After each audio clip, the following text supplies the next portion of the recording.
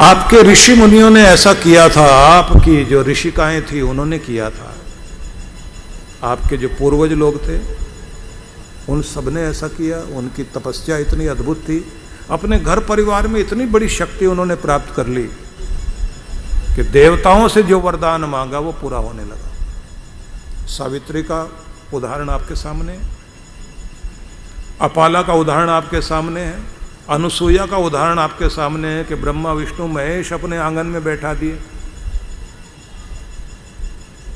अनेक अनेक महिलाओं के उदाहरण हैं। आप अपने घर परिवार में उस तरह की स्थिति ला सकते हैं। उर्मिला का उदाहरण को याद कीजिए कि अगर वो जीती, अपने सुहाग को वापस ला पाई, इंद्रजित को, मेघनाथ को अगर जीतना संभव हो पाया, लक्ष्मण वो कर पाया, तो मेघनाथ की पत्नी को कहना पड़ा कि लक्ष्मण अगर तुम जीते हो तो तुम अपनी ताकत से नहीं जीते हो, तुम्हारे घर में तुम्हारी पत्नी जो महलों में बैठकर 14 सालों से तपस्या कर रही है, उसका तप जीत गया और मेरा तप हार गया। अगर ध्रुव को भक्ति में इतनी ऊंचाई मिली तो उसकी मां सुनीति, उसका अपना तप बल जो अपने घर में बैठकर करती थी, उसके प्रभाव से तो उसका बालक उस ऊंचाई पे पहुंचा। अगर मदालसा रानी ने अपने 3 बेटों को महान तपस्वी बना दिया और एक बेटे को राजा, तो उसकी तपस्या का बल था।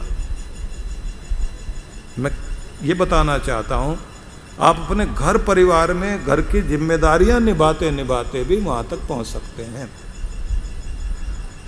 फिर मैं आपसे ये कहना चाहता हूं कि पुरुष लोग सोचेंगे कि हम, आपके भी हजारों उदाहरण हैं, वे लोग भी हैं जो सामान्य कार्य करते करते ईश्वर को प्राप्त कर गए। कबीर का, रैदास का, संत एकनाथ का, संत तुकाराम का, तुकडोजी महाराज का, इन सब के उदाहरण आप देख लीजिए, वो उदाहरण याद कर लीजिए आप।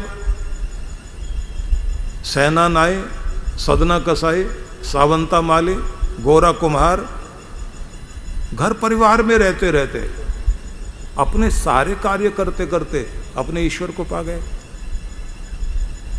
ऐसा नहीं है कि आप जहां हैं वहां से आपको घर से बाहर भागकर कोई ईश्वर मिलेंगे। आप जहां हैं वहीं से रास्ता भगवान की तरफ जाता है।